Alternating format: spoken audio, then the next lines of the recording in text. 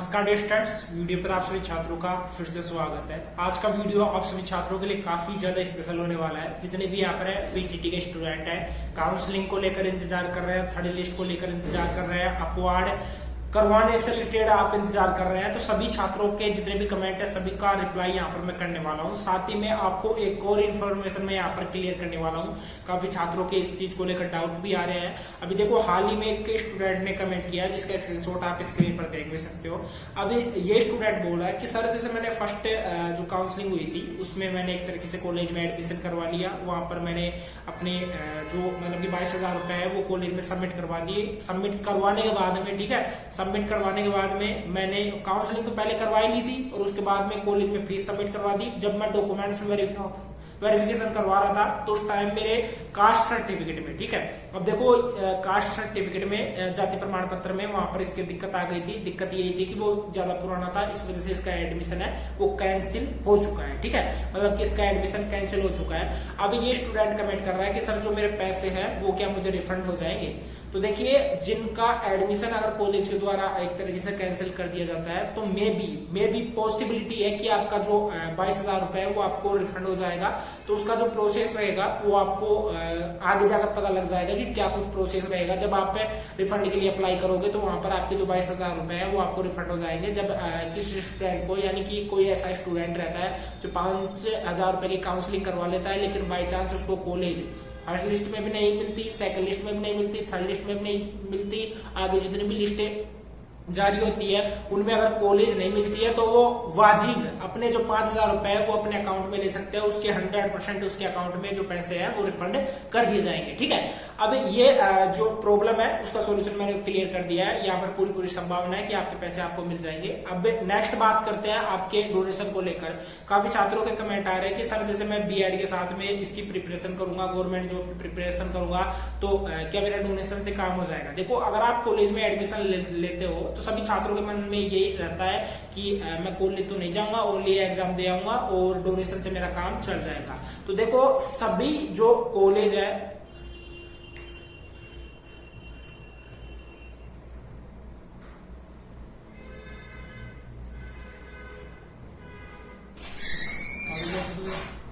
बाद में कर रहा हूं।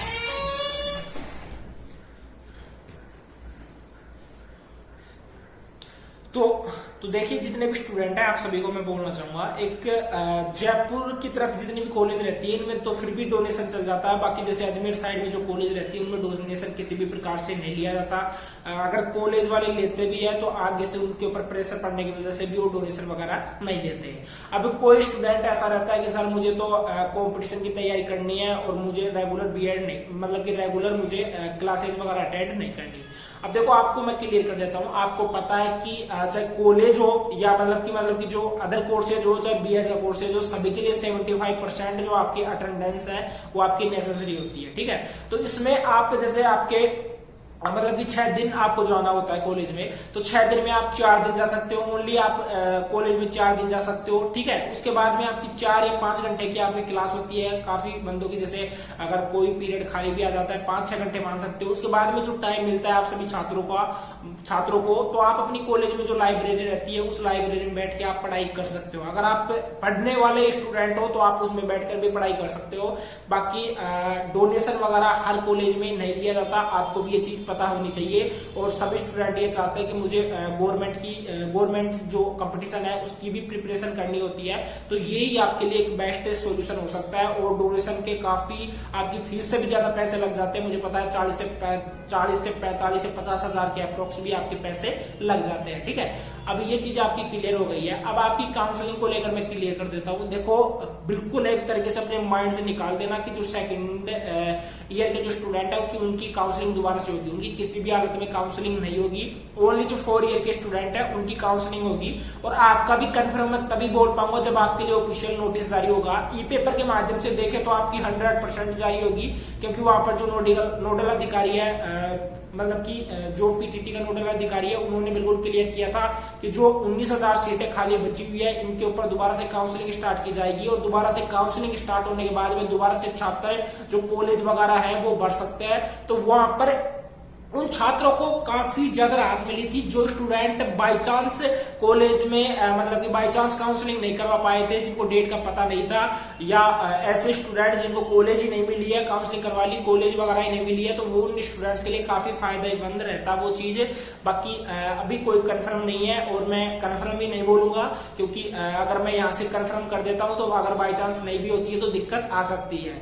एक चीज और क्लियर कर देता हूं, आपकी थर्ड लिस्ट ही नहीं, fourth list, fifth list, sixth list है, मतलब कि लास्ट ईयर आपकी सिक्स्थ जो लिस्ट है वो भी आपकी जारी हुई थी, ठीक है, लास्ट ईयर। उसके बाद में आपका जो रिफंड का प्रोसेस है वो आपका स्टार्ट हो गया था। और देखो काफी यूट्यूबर आपको ऐसा भी बोलेंगे कि अपवार्ड वगैरह एक बार ही होता है और दोबारा नहीं होता है, तो आपके माइंड से डाउट निकाल देना। अगर आपकी सेकंड लिस्ट जारी होती है तो आपका अपवार्ड भी होता है। यार एक बात सोचिए, आप खुद सोच के देखिए, जैसे मान लीजिए जैसे फर्स्ट लिस्ट में जिनका नंबर आ गया तो उनको तो छोड़िए, जैसे जिनका नंबर सेकंड लिस्ट में आया है तो उनको तो फर्स्ट बार ही कॉलेज मिली है ना, तो जरूरी थोड़ी है कि उनका जो होम डिस्ट्रिक्ट है, होम डिस्ट्रिक्ट में उनको कॉलेज मिलेगी, जरूरी है कि आपका जैसे होम डिस्ट्रिक्ट आपका जैसे अलवर है और आपको जैसे सेकंड लिस्ट में, क्योंकि फर्स्ट बार ही आपको कॉलेज मिल रही है और आपको होम डिस्ट्रिक्ट में ना मिलकर आपको सीकर कॉलेज मिल जाए, तो आप क्या उसको चेंज करवाना नहीं चाहेंगे? जरूर ऑफ कोर्स आप चेंज करवाना चाहोगे, लेकिन ये चीजें कोई नहीं समझता, मुझे पता है, इसलिए मैं बार बार बोल रहा हूं। और आपका जो अपवार्ड है वो आपका 100% आपका होने वाला है। सेकंड लिस्ट का तो मैं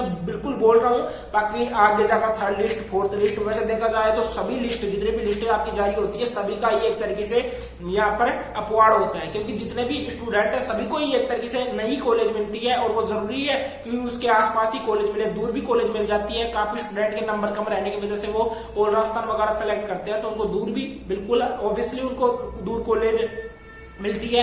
इवन वो तो जो काउंसलिंग वगैरह करवाने के बाद में साथ में कॉलेज जो मिलती है उसमें सब कुछ सबमिट करवाने के बाद में तब वो सोचते हैं कि अब अपवार्ड करवाना है, क्योंकि आप जितने भी डॉक्यूमेंट्स है कॉलेज में सबमिट करवाओगे तभी आपको दोबारा से मौका दिया जाता है वहां पर एक तरीके से अपवार्ड करने का। जैसे कोई स्टूडेंट सोच रहा है कि मुझे जैसे फर्स्ट लिस्ट में कॉलेज मिल गई, मैंने अपवार्ड करवाया, उसके बाद में जो दूसरी कॉलेज मुझे मिल गई और फिर मुझे अपवार्ड करवाना है, तो आपको जो दूसरी कॉलेज मिली है उसमें आपको एडमिशन करवाना होगा, अपने डॉक्यूमेंट्स वहां से उठाकर उधर सबमिट करवाने होंगे और फिर उधर से फिर तीसरी कॉलेज में सबमिट करवाने होंगे, तो ये बहुत बड़ा लफड़ा हो जाता है। फिर भी मैं काफी छात्रों को बोलना चाहूंगा कि देखो अपवार्ड के चक्कर में इतना भी मत पढ़ो, अगर आपको पढ़ाई करनी है आज नहीं तो कल बाहर निकलोगे, आज यहाँ पे हो, जैसे मान लो आज आप अपने घर से कर रहे हो बीएड, कल आपको दूर भी जाना पड़ेगा, तो अब इससे आदत डाल लो।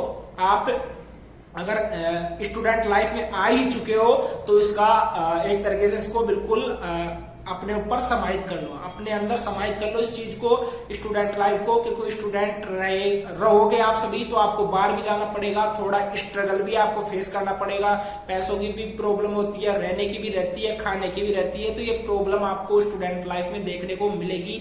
जब आप खुद काबिल हो जाओगे, उस लायक हो जाओगे कि आप अपना पेट भरने के साथ साथ अपने पेरेंट्स का भी भर पाओगे, तब आप ये डिसीजन ले सकते हो कि आपको कहाँ रहना है, ठीक है। अभी आपके ऊपर मतलब कि आप ये डिसीजन नहीं ले पाओगे एक तरीके से, क्योंकि आपको आगे जाकर पढ़ना है, बेस्ट टू बेस्ट आपको अपना देना है, ठीक है। बाकी आप खुद समझदार हो, मुझे ज्यादा समझाने की जरूरत भी नहीं है आप सभी छात्रों को, ठीक है, खुद समझदार हो आप सभी। बाकी आपका कोई डाउट रहता है कमेंट बॉक्स में कमेंट करके पूछ लेना, और आपकी जो लिस्ट आएगी थर्ड लिस्ट वो आपकी 30 या 31 तारीख के बाद में जारी होगी, क्योंकि कल आपकी लास्ट डेट रहेगी आपके डॉक्यूमेंट्स सबमिट कराने से रिलेटेड। डॉक्यूमेंट्स जिन्होंने सबमिट नहीं करवाए हैं करवा लेना, बाद में फिर बोलोगे कि सर मैंने डॉक्यूमेंट सबमिट नहीं करवाए हैं और जो डेट है वो आगे बढ़ेगी या नहीं बढ़ेगी। देखो फर्स्ट लिस्ट में तो 3 बार आपकी डेट है वो एक्सटेंड हुई है, स्थगित हुई है, लेकिन मैं सेकंड लिस्ट का कंफर्म नहीं बोल सकता। अगर देखो मे भी पॉसिबिलिटी है आगे बढ़ जाए, लेकिन आपको तो ऐसे समझ के चलना है कि यही मेरी लास्ट डेट है। बाकी मैं आप सभी